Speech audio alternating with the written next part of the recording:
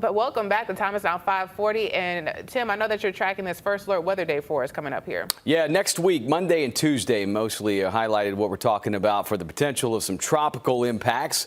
Another named storm could possibly be just off the Carolina and southeast coast going into the start of next week, Monday and Tuesday. So tracking has a lot to do with the impacts we'll see here locally. We have another hurricane right now in Humberto, which is out kind of in the central Atlantic, but you can see more of that's highlighted area in red. This would be what would become Imelda, moving through the Bahamas in just off the Palmetto coastline at the start of next week. And right now, over the next 2 days, has an 80% chance of developing into our next named storm. So that's going to be the area of concern. We certainly watch for more impacts here. But going back to Humberto, Humberto's a Cat 1 hurricane, folks. Winds max sustained at 75.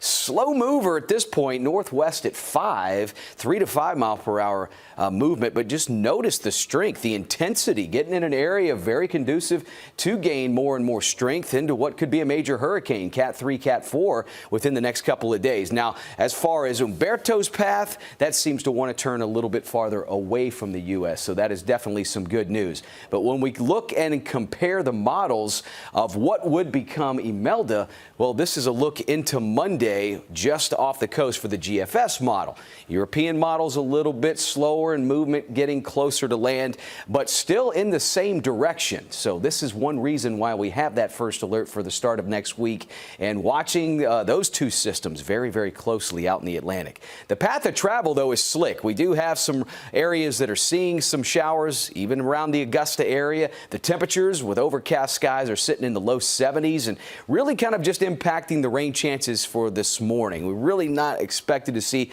a wide amount of rain continue up to about lunchtime. And as far as the impacts, we have under the lights with Friday football, high school football games. You might want to have the raincoat ready to go this evening. Could have a few showers around by kickoff with middle and upper 70s by 7 p.m. Now, high temperatures, thankfully, they're not 90s. The rain chances and the cloud cover kind of helping to keep those numbers down with the stalled out front that we do have in the region. So upper 70s to some seasonal, lower to mid 80s will come back in play here. So elevated rain chances today, tomorrow, a little bit less on Sunday, and then Monday and Tuesday have a lot to do with what will be happening in the tropics. But as we look at the rain totals and where that storm system would be headed, definitely a lot higher rain totals in the Carolinas as opposed to areas along the CSRA and the western half of the viewing area, getting up to about 1, maybe 2 inches of rain. But still early.